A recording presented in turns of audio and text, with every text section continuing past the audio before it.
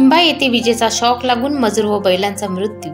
माजी आमदार वीरेंद्र जगताप यांचा महावितरणवर संताप। अमरावती जिल्ह्यातील चांदूर रेल्वे तालुक्यातील निंबा गावातील मजूर शेतात डवरणीसाठी जात असताना रस्त्यावर पडलेल्या जिवंत विद्युत तारेंच्या संपर्कात आल्याने मजूर अशोक सोनोजी शेंडे वय 40 वर्ष आणि नारायण गवई यांच्या बैलांचा जागीच मृत्यू झाला। या घटनेत एक अन्य मजूर गंभीर जखमी झाले आहे।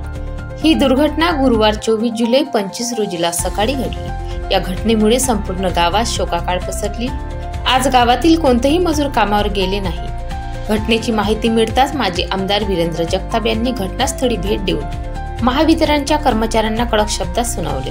ते म्हणाले, महावितरण कंपनी मेंटेनन्सच्या नावावर करोडो रुपयांची फक्त बिले काढतात, पण प्रत्यक्षात शेतकरी आणि मजुरांच्या जीवाशी खेळ खेळला जात आहे। कंपनी फक्त ठेकेदारांना श्रीमंत आणि गब्बर करण्याच्या मागे आहे। यामागे मोठ्या प्रमाणात कमिशन धंदा सुरू आहे। या निष्काळजीपणामुळे निर्दोष लोकांचे जीव गेले। याला जबाबदार कोण?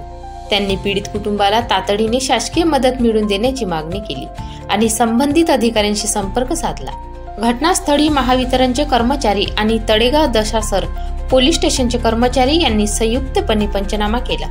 मृत अशोक शेंडे यांचा मृतदेह शवविच्छेदनासाठी पाठवण्यात आला आहे।